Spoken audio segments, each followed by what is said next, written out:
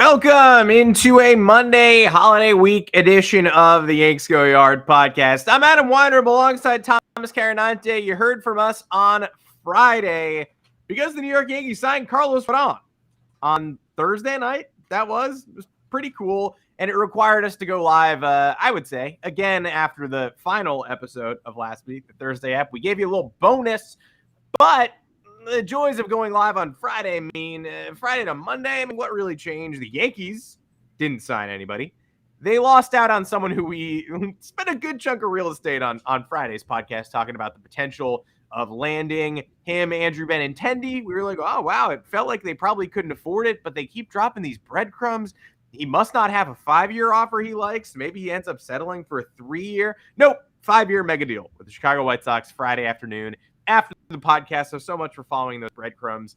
We'll talk about it. It's a lot of money for someone who I don't think a lot of us trusted that much, and we're sort of happy to play along with him in the sandbox. But when push came to shove, 5 years, you're going to commit to this version of Andrew Benintendi with regressing metrics and 5 home runs last year? I don't know. I mean, I get it. The White Sox have some money to play with. I get why they did it, but I don't think you can kill the Yankees over this one. But we're going to talk about Andrew Benintendi and what's next in left field. Plus, the Baltimore Orioles giving us a little bit of a break, having a weird offseason when they could probably be having a better one and trying to contend for a wild card spot and beyond. Also, joining the Boston Red Sox in the confusing offseason basement. Sox did something I liked last night, and their offseason's still bad because they're living in a different galaxy than Rafael Devers, which you're going to want to get into the same galaxy. Also, Dansby Swanson, a Cub, a couple free agent updates from this weekend. People started talking about the Yankees and Dansby. Never got it. Go Cubbies. If you're going to splurge on a shortstop, why splurge on the worst one? But Joe's McFly just had to tweet the name Dansby Swanson overnight, and it caused a fervor into Saturday morning. But no, he is a Chicago Cub. Plus, Aaron Judge's 60-second home run auction did the investment banker man who caught it cost himself $1.5 million. It seems like it. Does that even hurt him? Is that like when you prick me with a small needle, losing $1.5 million for the VP at Fisher Investments? It's worth asking. Make sure to find us on Apple Podcasts, Google Podcasts, Spotify, wherever you get your podcast. Drop us a review. Drop us a mailbag question. Let that train know that it's podcast time and it's going to move on. But find us live on YouTube, 2 o'clock Eastern, Mondays and Thursdays.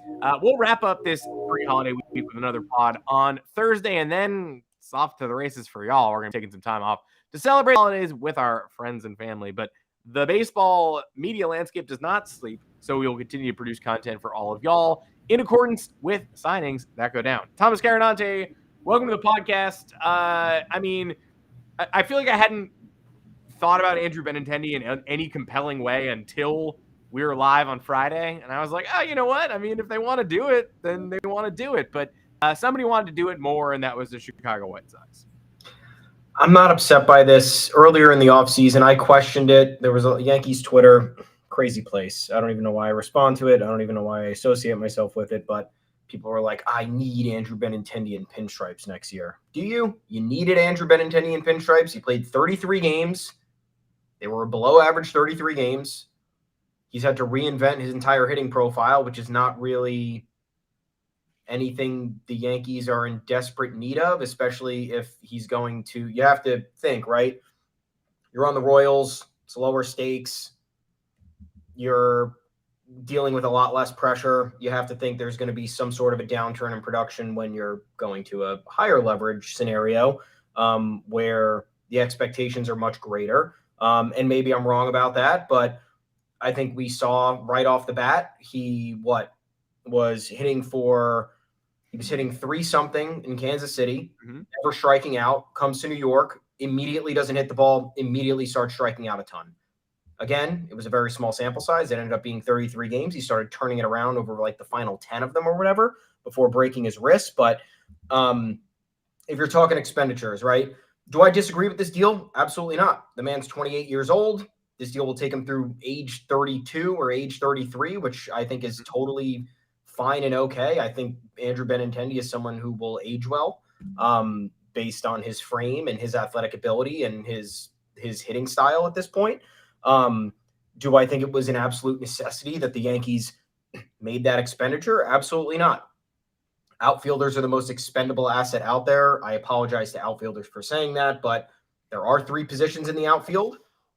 We've seen how many of the last off seasons where Jock Peterson was regarded as one of the cost-effective options out there. Mm-hmm. AJ Pollock's out there. I will take AJ Pollock on this team. Andrew McCutchen is out there. I will take Andrew McCutchen on this team.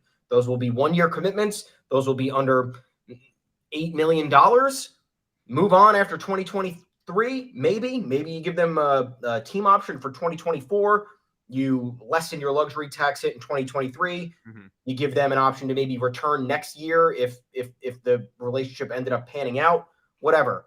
Did not need to do a 5-year commitment, especially with the other larger commitments that we've had to make. The Yankees were absolutely right to prioritize Carlos Rodón here, based on what they needed, based on the future of the future outlook of the rotation. So I'm happy for Andrew Benintendi. I'm glad that he got his money.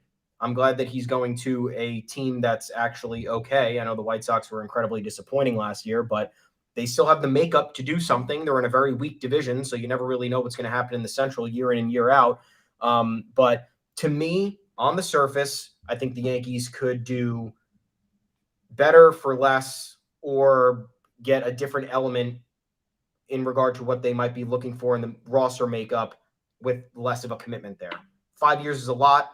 That takes Benintendi through the Judge prime years. Is that what the Yankees were considering doing? I don't know if that was the best move. You already have a lot of aging guys on this roster. I'm not saying Benintendi's getting old, but you take him into close to his mid-30s, it gets a little bit messy. You want to leave some of these spots open for longer-term commitments down the road because you have Donaldson coming off the books next year. You have maybe Aaron Hicks has a mini bounce-back year this year, and you can trade him next offseason or at this year's deadline. Who knows? I doubt it, but who knows? You never know.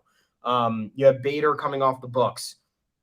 You have Rizzo on this roster, another aging player. So I think that they made the right choice here. They let Benintendi get what he needed. Now you could go fishing in the free agent pool. You could find somebody who's just as productive, gives you a hitting profile that you probably are more attracted to, and you can get the defense that's just as suitable. I think that this was right for all parties. I wonder about Bader and a short-term extension too, because we're seeing how hard it is to fill this left field vacancy already this offseason, right? Andrew Benintendi was the focus of most fans, not because he came to New York and was an absolute dream, but because there are very few options on the table. Yeah. He was the familiar one. He was the long-term possibility, and he was a former Red Sox. We all knew what he brought to the table. I think he will age well in certain respects. I think his glove will age well. I think his ability to make contact will age well, but I worry about the power, which is already disappearing. And committing, we talked in the past, and I always say, like, hey, 7th, 8th year of a deal for Giancarlo Stanton or whatever, like, you can bury him if you have to in year 7. He can be a DH, a slugging bench player, etc. You kind of know what you're going to do with, like, let's say Benintendi is washed up by the end of year 3. Like, you're really going to carry this expensive bench player in year 4. We're seeing how hard it is to bench someone like Josh Donaldson at 36, 37. Like, benching Benintendi at 31 is probably going to be pretty tough to do if you've just made this financial commitment. So you're basically saying he's got to be my starting left fielder for 5 years at this point. And I understand why the White Sox did it. It looked for a while like no one was going to do it. And then Chicago did. And now you have a cornerstone in the outfield who somebody put up his OPS marks against the AL Central, and they're ridiculous. He kills that division. You're probably going to have a good time in 2023 with Andrew Benintendi on the White Sox. Probably 2024 as well, maybe 2025. And if you show, somebody also tweeted, like, the Yankees couldn't outbid this deal. Of course they could have. They didn't want to. They did not want 5 years of Andrew Benintendi. Now the question is, who's next? Because we went through the Diamondbacks options. They're pretty underwhelming. If Dalton Varsho is available, that's fine. It's, in fact, probably good. The advanced metrics there look just as shaky as Benintendi's hard hit rates, a little bit worse, but he hit 27 bombs last year and Benintendi hit 5. So that's where you lose me with the advanced metric stuff. Like, no, Benintendi's actually more likely to hit the ball hard. When you hit the ball hard, it's more likely to go over the fence. Well, not really, because Dalton Varsho lapped him by 22 home runs in the NL West. So that's just not real life. We live in real life. He hit 27 homers. Now he'd be going to Yankee Stadium. where people seem to enjoy that short porch quite a bit. I like Varsho, Jake McCarthy, interesting but underwhelming. And if you tell me he's a starting left fielder on opening day, I go, ugh. Like, fine as a fifth outfielder, fourth outfielder. Don't think I want him to be my opening day starter. Max Kepler, who it feels like is the most polarizing topic in Yankees Twitter right now. Max Kepler, the advanced metrics don't line up at all with his production. Last year, he had OPSs in the 600s and 500s in June, July, August. Just a bad baseball player. Just kind of a not good baseball player who would be frustrating to the point that Aaron Hicks frustrates people. Aaron Hicks outperformed Max Kepler during the summer months last year. Aaron Hicks had months of like a 767 OPS. We don't remember because he ended the year on the lowest note possible and got banished from home playoff games. But 2022 Aaron Hicks is better than 2022 Max Kepler, who's done nothing since they took the juiced ball out of the game. So I'm not interested in that. And that's going to be a costly trade. That's what you want to use Clark Schmidt for? Getting Max Kepler? Not really. Yeah. We're doing it again. Yeah. Doing it again. You find one, there's one trade target that somebody mentions, it's ostensibly a fit, and now it's, oh, we got it. We absolutely have to get this guy. This is someone we need in pinstripes. No, we don't. I don't understand where these conversations come from. It's crazy. It's Gallo-esque. Like, I think Max Kepler is going to be just as frustrating as Gallo. Yeah. And if you're like trading Gleyber Torres or trading Clark Schmidt to get him, like, yeah, if they literally are able to, if they're able to dump Aaron Hicks and take a flyer on Max Kepler, sure. Not as a starter. And it just, I'm not going to be enthused by that notification when it comes down. We all see it coming. I'm interested in my guys. I like the short-term signing. I like McCutchen. I would tolerate AJ Pollock. The White Sox thought AJ Pollock was a starting caliber player on a Central champion caliber team last year. He hates the Astros. Yeah, he hates the Astros. That's fun. He catches fly balls and says, like, fuck you guys or whatever. I'm fine. I would like to try and see if you can engage the Oakland A's on Seth Brown, who I kind of thought Seth Brown just killed us last year. Every time he came up, I was like, oh, this guy's kind of tough. But obviously we lose to teams like the A's all the time. And I was like, is it just me? Not really. 116 OPS plus 25 bombs, 1.7 WAR. I'll take that. My preferred option, and I wrote about this today, has not been published yet, but everybody can just go look at it in the future, is Austin Meadows, who injury plagued, stepped away for his mental health last year, had some struggles in his first year in Detroit. He did, but the textbook definition of clutch. People think of him as a Yankee killer from his days with the Rays, and he is primarily a right fielder, so you'd be shoving a round peg into a bit of a square hole. Got 2 more years. The Tigers obviously didn't think they were going nowhere when they acquired him last year, but they are. They have a new president of baseball ops in place and Scott Harris to make decisions that maybe he can undo some of the previous regime's decisions. You look at the numbers in against the Yankees, he hit 14 homers in 44 starts, 32 ribs, kills them. He's got like a 900 OPS, but all of his numbers increase in high leverage situations. Runners in scoring position, he hits 25 points better, and OPS is like 100 points better than if you take runners off the base paths. And in high leverage situations, again, those numbers escalate by the same amount. He is a better hitter with runners in scoring position and runners on base than he is with the bases empty. He's a better hitter in at-bats that matter than in at-bats that don't matter. It's just true. So worried about the mental health things for sure. And that can get tough in the Bronx, but it doesn't get tough in the Bronx when you're playing well.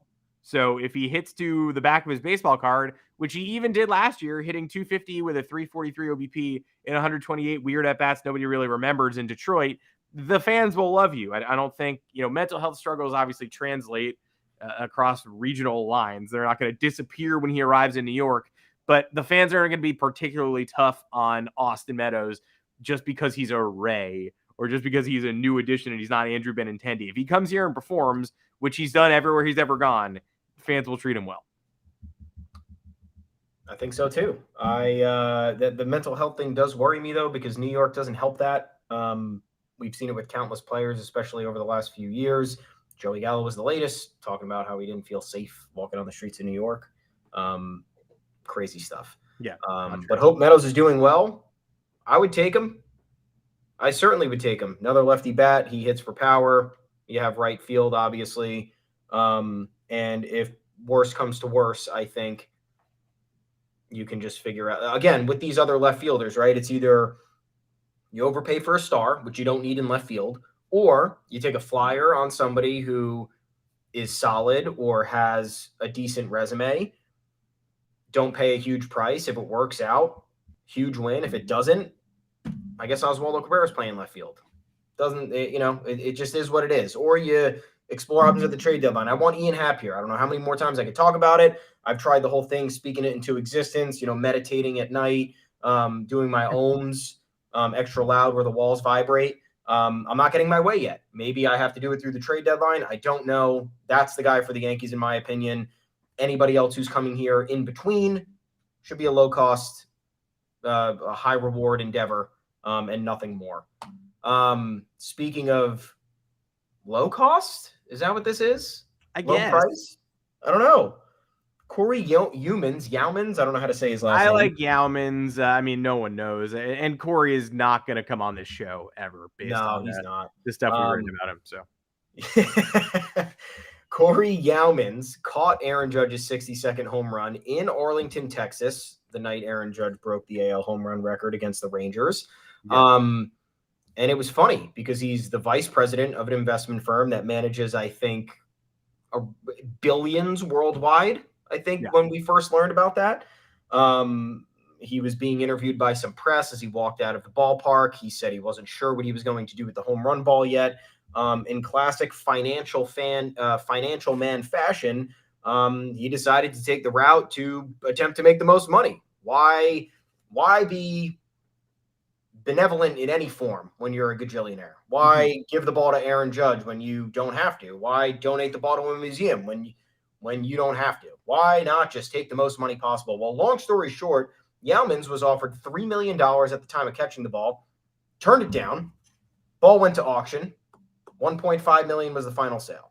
So did the rich lose one here? Did the rich get poor, or did the rich just get marginally richer? You tell me. Well, I think it's interesting that our friend Corey was the only person to end up with one of these milestone balls, right? We had number 60. Crazy. Number 60 fell into the Yankee Stadium crowd. A young man got it, gave it back to Aaron Judge, kind of foolishly, got a meet and greet. You have the other ends of the spectrum here. You have an absolutely crazy, foolish decision, and then you have an unreasonably greedy decision from someone who doesn't. It's unbelievable how this world works. You can't. The thing with the guy, we called the 60th home run ball guy a plant because he was like, I just wanted Aaron to be happy, and I just, he's someone who's brought us so much, and I hope he's here for a long time. And maybe this changed his mind when he was sleeping in the wee hours after the Arson Judge tweet, deciding where to go, and he was like, "Oh, that kid was so nice." Like, that meet and greet was so valuable that there's no way that you're getting adequate value out of that meet and greet. Like, Judge isn't imparting life-changing advice on this kid in that like handshake session. But 60th home run ball goes to the scrum and goes to this kid, and that's great. 61st home run ball goes to the Blue Jays bullpen, and Matt Bushman, the Blue Jays bullpen catcher, gets it, gives it to the Yankees. They authenticated, give it to Judge. Great. I don't know if either of those balls are in the Hall of Fame. I don't know where they are, but the Yankees were lucky enough that number 60 went to a kind child and number 61 went to a Blue Jays employee. And so nobody hoarded the wealth. Corey, our man, Fisher Investments VP, I don't know if I trust him with investing my money. I don't swim in this end of the pool. So like, I don't have to worry about, I don't know if you have enough money. Do investment bankers woo you? I don't know if they do, or if I would go to Corey, or if Corey would go to me. But either way, I'm not in the market for his services, so it doesn't matter. He was reportedly offered $3 million for this ball and turned it down and took it to auction. And the auction price was at like $1.2 million with a couple days left. Mm-hmm. And shout out to our comment section. I wrote about it and said like, whoa, this guy lost himself a ton of money. The commenters were like, have you ever heard of auctions? Auction much? Like, if he was offered $3 million, then he knows that auctions have reserve prices. He'll be smart enough to set a reserve, and he's not going to walk away with less than what he's hoping for. And if he's smart, he knows that he had that initial offer, and he probably set the reserve at $3 million. Well, the auction closed at $1.5 million. He did not set a reserve. If he did, it was lower than that.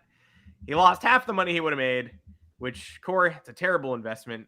As far as I know, I'm no investment expert. I didn't go to some fancy investment school like you, but I know that $3 million is double the price of $1.5 million.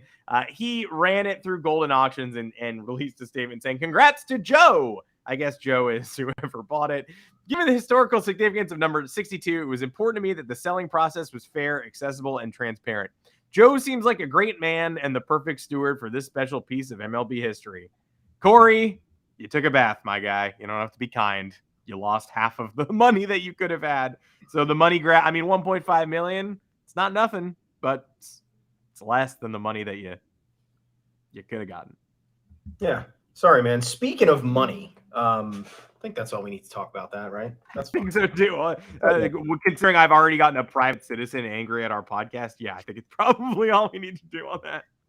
Speaking of money, and this is not, I'm not here to rip the Orioles. I'm not here to, I'm not even here to criticize. I'm wondering, once again, with so many things the Yankees do, I sit back and I'm just like, can I get an explanation? I just need to, there's got to be some reasoning behind this.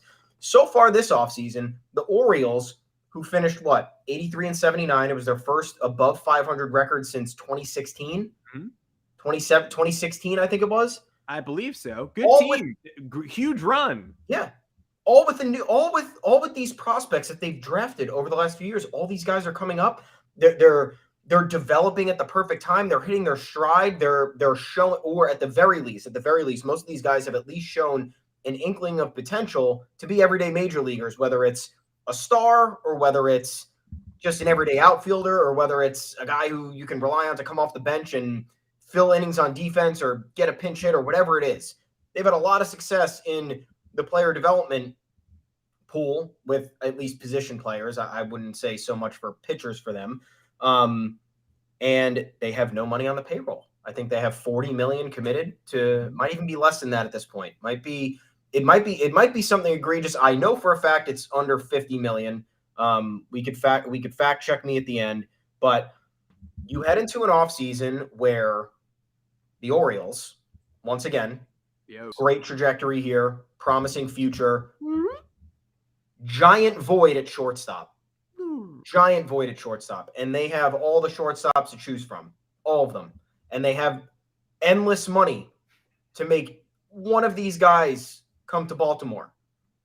They have other voids on the roster, whether you want to, I mean, I don't know their roster in and out. I know the outfield is fairly settled there because they have Hayes, they have Mullins, they have the other guy who plays right field. The other guy, my favorite guy in the three tenors. Mountcastle's at first.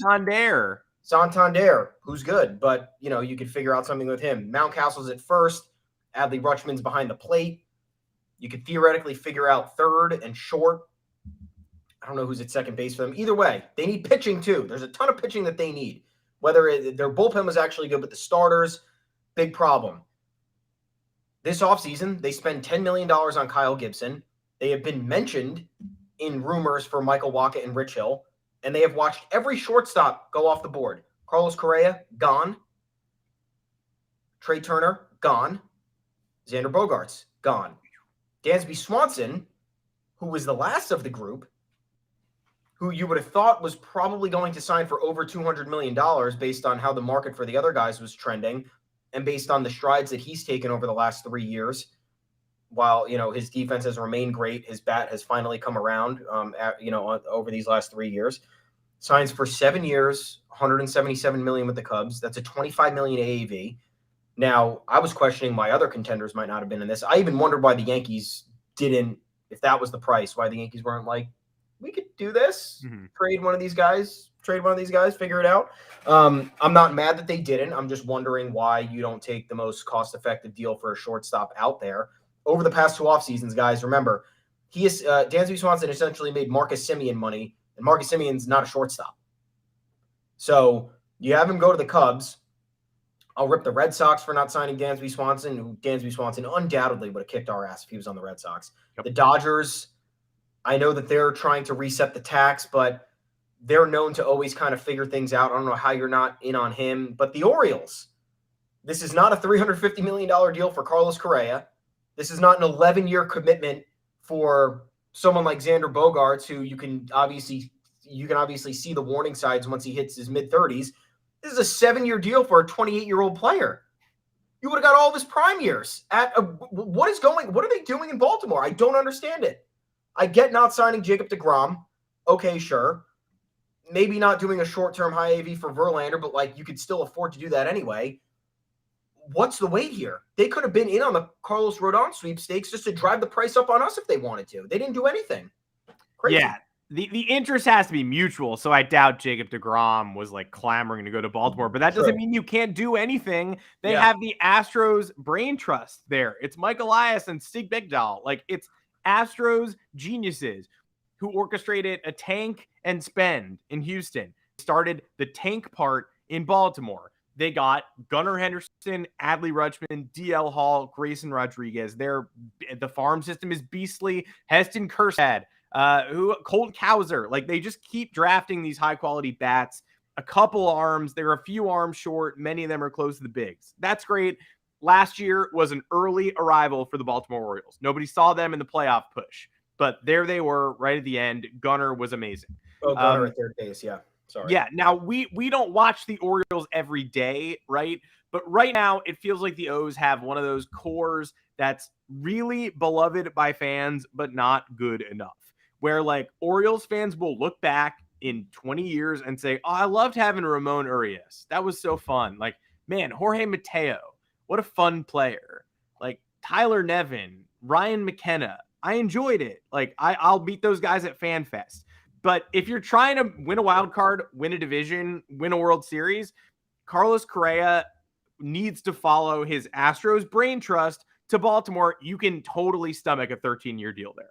And I know the interest has to be mutual, but there were rumors connecting the two parties. There was connective tissue, and the Orioles didn't act, and instead all they did was sign Kyle Gibson to a 1-year, $10 million deal. Now they're looking at Michael Wacha. They're looking at Rich Hill. They're looking at Red Sox refuse to fill out this rotation. And yeah, it's kind of tough to get people to come to Baltimore, I guess, but it's never been easier. And so if I'm the Orioles, I'm going hard after Correa. I'm going harder after Rodón because I know I don't have pitchers coming in the pipeline. I guess they think Gunnar is a shortstop, or they're happy enough with Mateo to use Gunnar at third. I'm not sure. I don't live there, but Correa is a necessity. He can play third. He can move around. And then Rodón, if they don't have pitchers coming down the pipeline, like Grayson Rodriguez, people believe in. DL Hall is probably a reliever at this point. Dean Kramer took genuine strides last year. Kyle Bradish displayed a ton of stuff. Who knows? You know, some days he's throwing 8 shutout against the Orioles. Some days he's falling apart. John Means coming back from surgery. We don't know what he is. We know what Kyle Gibson is. He's relatively underwhelming. And that's your 4 right now with Tyler Wells, Austin Voth, Mike Baumann in the 5, 6, 7 spots. No. Is Michael Wacha an upgrade on those guys? Yeah. Is Rich Hill? No, unless you're playing the Yankees. Rich Hill is an upgrade on Mike Baumann. But what was that sentence? Why did it even come out of my mouth? Why did I have to say it? This was a really important offseason for the Orioles, and it feels like they're treating it like, instead of saying, we arrived early, now let's take the next step, they're like, we arrived early, great. That buys us another year to not really try and do anything because fans are excited that we showed up early last year. And I guess we can trip ass backwards into 84 wins again. So if we hit the upper variance of our projections and everything goes right, and Gunnar hits 38 homers, and the full season of Rutschman makes all the difference in the world, and nobody takes a step back and everyone takes a step forward, we can win 92 games.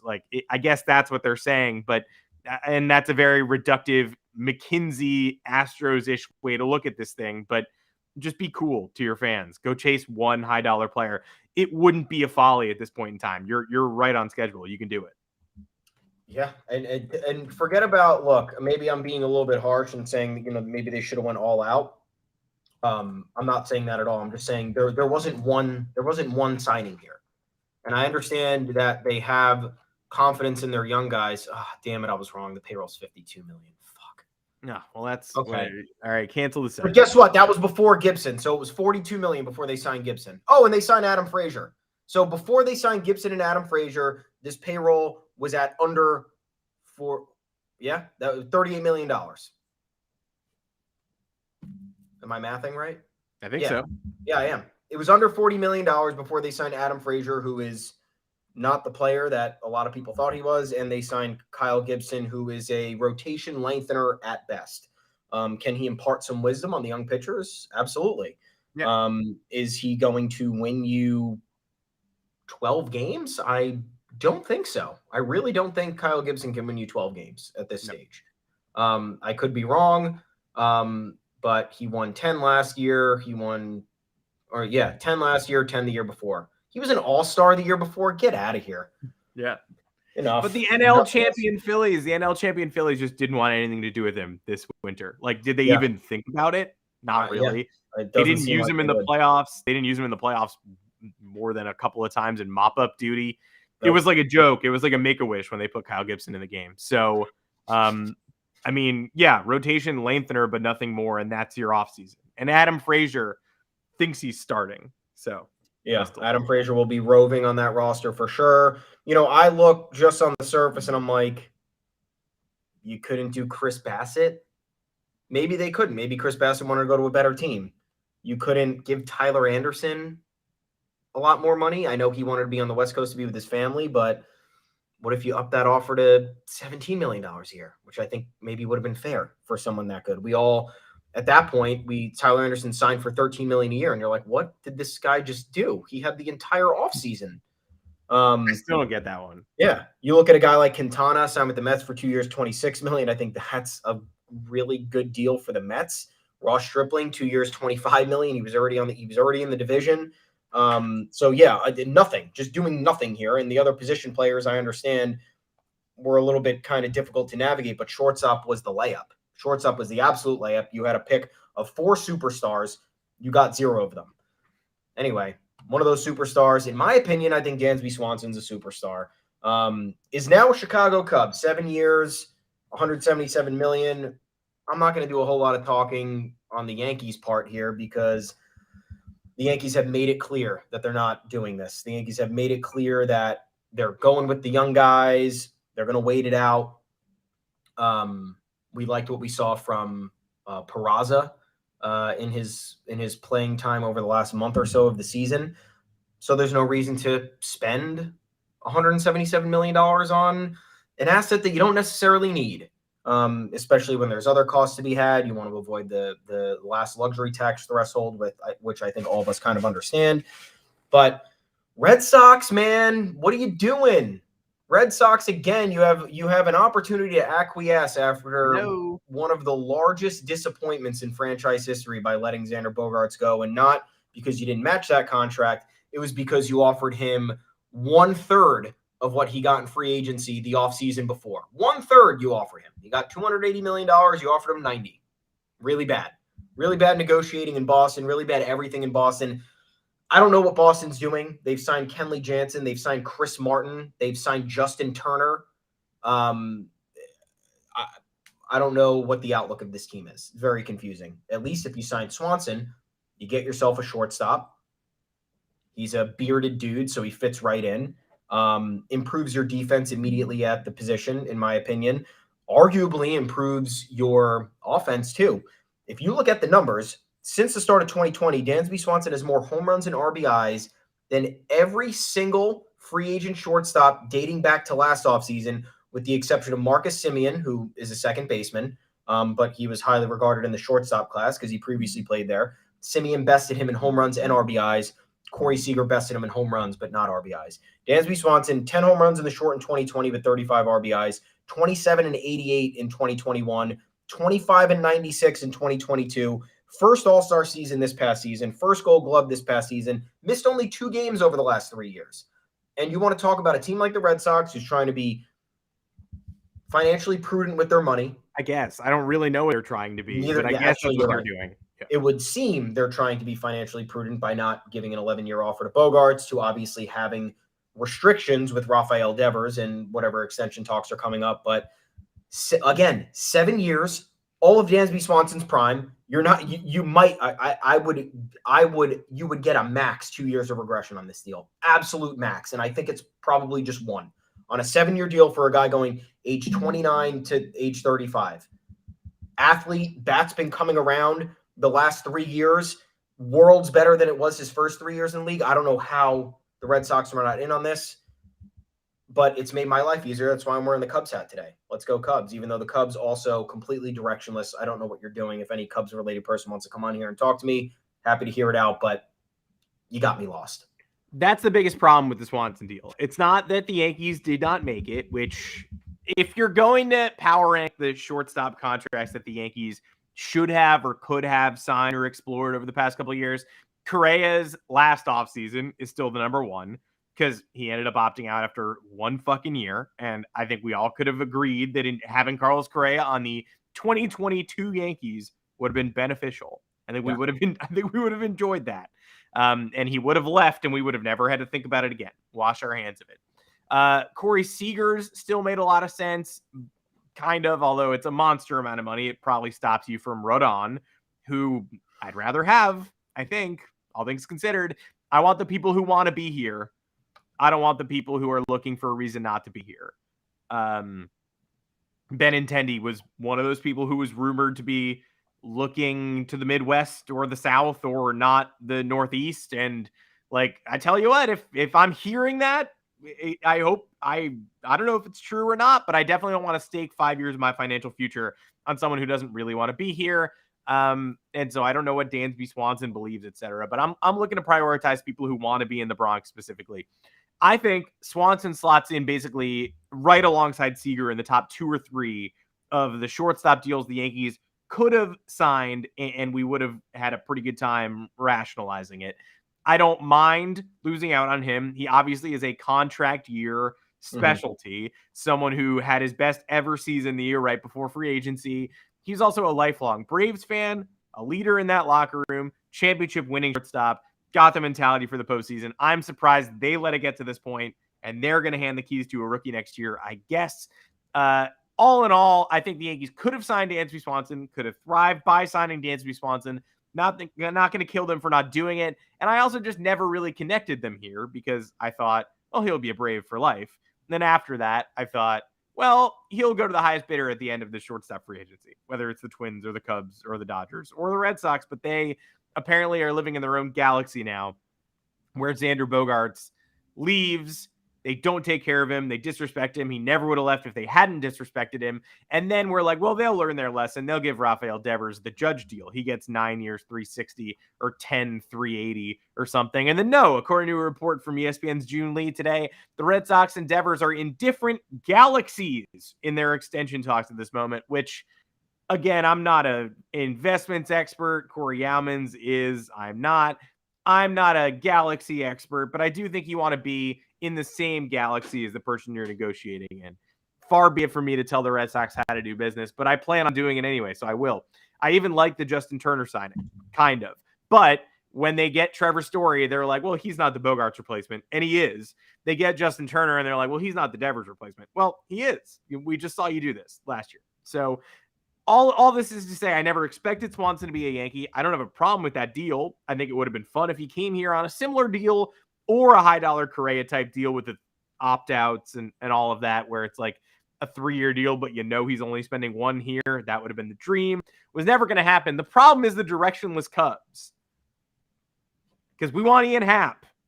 Ian Happ is the left fielder of the Yankees' future, I think. He's eventually going to hit free agency. Maybe we don't have to trade for him. And I guess that's great, but he seemed like a slam dunk trade candidate at last year's deadline. The Cubs held on to him. The Yankees didn't make a play. They got Benintendi instead. Happ is still in Chicago, coming off his best season, 4.4 WAR, 119 OPS plus, 17 bombs, 271 average, 72 ribs, 342 OBP. Good player. Really good ball player, under control through only 2023. What do the Cubs think they are? Seiya Suzuki, Dansby Swanson, Marcus Stroman signings, Jameson Tyone. Nico Horner had kind of a breakout year on defense last year. Metrics were showing he's just as valuable as Dansby Swanson. He's not. Dansby Swanson's really quality all-star type player. Nico Horner, not quite there yet. But there are pieces that make sense. The rotation is devoid of upside plays. Tyone and Stroman are the high dollar value supplements, but there's no ace. Kyle Hendricks is the only guy remaining from the the falling short dynasty teams, but he's banged up. I don't know what the Cubs are, but most importantly, I don't know if the Cubs know what the Cubs are. If they did, they'd probably accept that they were getting Dansby Swanson for 2025, and we're just kind of excited to lock into him now, and would be willing to trade Ian Happ for a large return. Like we gave him Hayden Wesneski for Scott Efros because they knew, hey, we don't really they're pulling the plug on a reliever they controlled for a really long time to get Wesneski. So they were basically saying, like, oh, we don't know if we're going to be good in 2026. Like, who cares? This guy. Now they've got Swanson and Suzuki and these number 3 and 4 starters. Do they think they've changed their own trajectory? Is Ian Happ an extension candidate in Chicago? Do they think they're winning this season? If they think they're winning this season, they'll keep him, but they shouldn't. And are they gonna shell out for him next offseason, or is he someone the Yankees can pluck for dollars alone? I want him now, but I don't think I can have him. Yeah, I think they need to get Happ under an extension. And if that doesn't happen before opening day, then the writing will be on the wall to move him by the deadline.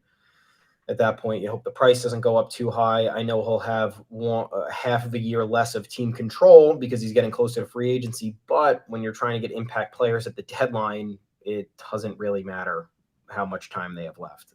Obviously, yes, it factors into some respect. But if there are multiple contenders involved, the Dodgers might need a left fielder when the time comes. The Astros might need a left fielder, depending on if Michael Brantley's healthy or not, or is even playing left field, So all that's going to determine this is the demand on the market.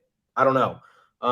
But as for the Red Sox, astrology 101, guys, just stay in the same galaxy as the people you like. It makes everything easier. They're closer. You get to talk to them. You don't have to send a spaceship to get a message over to them. Don't know what they're doing, but there is paranoia. Paranoia in Boston now thinking this Justin Turner signing, which is a 1-year deal with a player option for the second. Yeah. Somehow they guaranteed him $22 million, but it's like 14 for year 1 and some $8 million player option buyout nonsense for next year.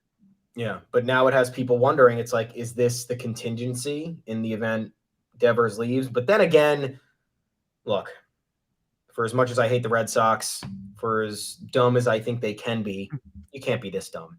Justin Turner played half of his games at DH last year. The Dodgers gave up on his defense.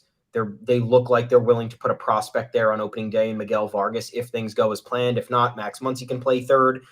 Chris Taylor can play second. They'll figure it out. But it's clear that they were willing to move on from a literal franchise legend for obvious reasons. The man is heading into his age 38 season.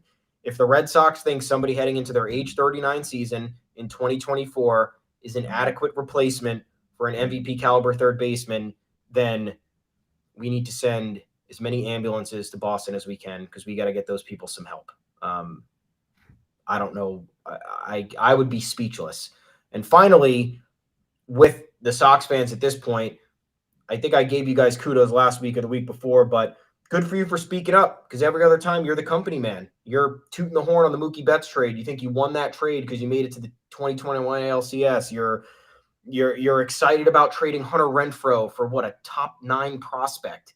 You got rid of 230 homer power people in Kyle Schwarber and Hunter Renfroe for no reason. You were behind all those decisions. Oh, I'm not paying Kyle Schwarber $80 million. What the fuck does it matter? It's not your money. Kyle Schwarber is one of the best hitters in the league. Finally, we see some revolting on your end, and I think that this would now we're going to another end of the spectrum, right? If they already botched Bogarts, and that got everybody really mad. If they botch Devers, there might be an unruly amount of delusion in Boston against ownership and the executives running the show. It might turn into Yankees fans' delusion. How, everybody wants Cashman gone or every move Cashman made. The whole thing we were talking about last week. Oh, we're in on Rodón. Great. That's going to turn into Drew Smiley and a minor league flyer. No, it's not. No, it's never was. When has that ever happened? It's never happened. Who are you and where are you growing up? What reality are you growing up in? It's the IKF trade. People just acting like that happens every offseason instead of it being the uniquely worst trade of last offseason. We've talked about the reasons why it was dumb, but it was a move orchestrated to get Gary Sanchez out of here. And it got him a utility player they loved, and he wasn't that good, but he also wasn't that bad. And people a very skewed view of society. Yeah, I mean, the Red Sox thing, I even like the Turner move in a vacuum. I think Justin Turner's a good ball player. He had a red hot second half last year and ended up having a better offensive season last year than JD Martinez did. So they replaced JD Martinez, who goes to the Dodgers, with Justin Turner, who goes to the Red Sox. Okay. I think that's a slight upgrade or slight downgrade, unless he falls off a cliff like Josh Donaldson, which he might because he's 38. And he started slow last year. And if he starts slow again, I don't think Boston people are going to let him forget it. Either way, I think it's either a slight net positive or a slight net negative. I like the Justin Turner move, but what it represents and coming with this Bogaerts news and Devers update and knowing that Xander Bogaerts is gone and they have not adequately replaced Xander Bogaerts. Nope. The team is worse now on offense than it was last year, regardless of what Justin Turner does. And I like the Turner move. Yeah. It's going to be, I'm not going to say it. The Red Sox just got to figure stuff out. That's what they have to do. Not in a great place right now. That said, not going to be surprised if they end up doing something. They did improve the bullpen. The bullpen was a big problem for them last year, and I'm not going to say Kenley Jansen and Chris Martin are two incredible signings, but you stabilize the back end. You save yourselves maybe 10 games. But the bullpen for them blew, and if you cut those games in half, it might be a different outcome. But then again, you lost Xander Bogaerts, who is a huge source of the offense. Either way, I'm done talking about the Red Sox. I hate them. I'm glad that they're making directionless moves like the Cubs this offseason. I hope I don't have to eat those words at the end of 2023, but it's in the end, it's not good to be a Red Sox fan right now. And it's for the moment on paper, it's better to be a Yankees fan. So let's give ourselves a round of applause for speaking to existence. For the moment, I don't want to play games on paper though. I want to play games in real life. Yeah. And I don't want to look at Justin Turner and think about 2013, but I do. So I hope that the Red Sox are slow. I hope they trade Rafael Devers, or actually more importantly, I hope they let Devers walk for nothing. Stay in a different galaxy. And I hope the Yankees or Dodgers take a shot at him next offseason. That's it for this edition of the Yanks Go Yard podcast. Make sure to follow us online until the next live show, which is Thursday at 2 o'clock Eastern time. Like always, but you can find the content on the site, yanksgoyard.com. And the podcast, the audio feed on all podcast platforms. It's not just live on YouTube. It's on Apple Podcasts, Google Podcasts, Spotify, etc. as well. All of your favorite podcast platforms, you can find us there. New episodes released shortly after the live feed. It goes up on YouTube. Until next time, you can find me on Twitter at Adam Weinrib. Thomas Carinante, where can the people find you? I'm at Tommy's_takes. We are at the official Yanks Go Yard Twitter account at Yanks Go Yard FS. We are also at yanksgoyard.com. Our bylines are there. We got plenty of content there for the rest of this week. We're planning some stuff over the holiday break. You're not going to be hearing from us next week. Maybe next Thursday, I think. Maybe. I think probably. Hey, yeah. Look, we could have some emergency pods. You never know what's going to happen. But Monday, day after Christmas, we're going to be tired. You're going to be tired. You want to hear us the day after Christmas? I really don't think you need to hear a roundup of Yankees, low leverage Yankees news the day after Christmas. So look out for us in the event of an emergency signing, blockbuster trade. Who knows? We'll prep for Thursday of this week and then next Thursday of next week if that fits your guys' schedule. So until then, enjoy your next few days. Let's go Yanks. Just listen to your old favorite episodes. Listen to the Rodón app. Listen to what we did after the Astros walked us off this year after the All-Star break. That was fun. Listen to any of the Fenway specials from last year. But until next time, we'll talk to you on Thursday. We'll talk to you a little bit next week. Let's go Yankees. Make some moves.